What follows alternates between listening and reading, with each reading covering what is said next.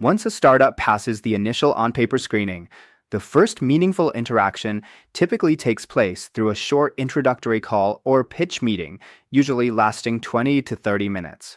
This initial conversation is not meant for deep due diligence, but rather to gain a general understanding of the opportunity and determine whether it warrants further exploration. The content and depth of the discussion depend on the stage of the startup. In the case of a pre-seed company, the focus should be on foundational elements, the significance of the problem being addressed, the clarity and ambition of the vision, and the strength and complementarity of the founding team. At this stage, detailed financials or advanced traction are rarely expected.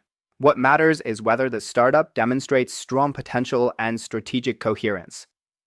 For startups at a more advanced stage, for example seed or beyond, it is also important to explore early traction metrics, signs of market validation, customer engagement, and revenue trends.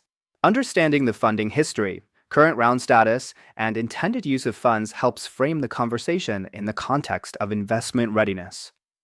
Regardless of the stage, the purpose of this call is to collect enough high-level information to assess the potential fit, not to make an investment decision.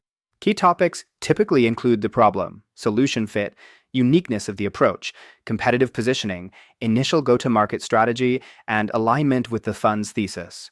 Founders should also be prepared to share details about previous funding rounds, cap table structure, and expectations for the current raise. The call should be seen as a filter, concise, focused, and exploratory. It sets the tone for potential follow-up, but only if the fundamentals suggest a promising opportunity. Given the volume of inbound pitches, even strong opportunities can slip through the cracks if they aren't properly tracked. That's why professional venture capital firms rely on structured deal flow management systems, ensuring that every startup entering the funnel is logged, categorized, and followed up on with consistency. Without this level of organization, it becomes easy to lose visibility on promising teams, especially in busy periods where dozens of decks may come in each week. Importantly, this same pipeline also includes startups that don't even make it to the first meeting.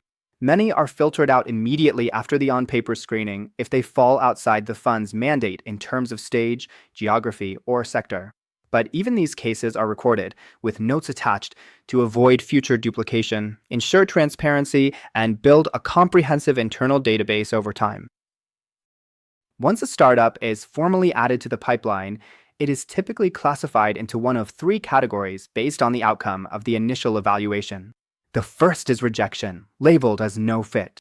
This reflects cases where the opportunity clearly doesn't align with the fund's focus and no further engagement is planned. The second category includes those considered monitor. These are startups that may not be ready or relevant at the moment, but could become interesting down the line. Perhaps the product is too early, the team still incomplete, or the market not yet validated, but there's enough potential to justify staying in touch. These companies are added to a watch list and periodically reviewed, especially during pipeline meetings or when new signals emerge. The third group consists of startups flagged as active. These are the ones that pass the first meeting and are strong candidates for further analysis. They move into the early stages of due diligence, where more detailed information is gathered on the team, product, traction, market size, and financials. At this point, the goal is not yet to decide whether to invest, but rather to determine whether the opportunity is worth a deeper commitment of time and resources. Regular internal pipeline reviews, often held weekly, are essential to keep the process moving efficiently. They help ensure that promising companies don't get lost, that monitor startups are revisited when appropriate, and that all team members are aligned on which opportunities to prioritize. First meeting and screening stages are where venture capitalists begin to separate the promising from the forgettable. While these initial interactions are just the beginning, they are critical in shaping investment priorities.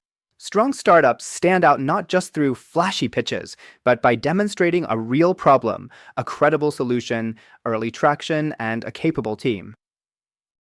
But identifying great opportunities isn't enough. Systematic tracking and thoughtful prioritization are what ensure that high-potential deals don't get lost in the noise. By combining structured evaluation with disciplined pipeline management, investors increase their chances of spotting and winning the best opportunities. Ultimately, success in venture capital starts with asking the right questions and building the systems to follow up when the answers matter most.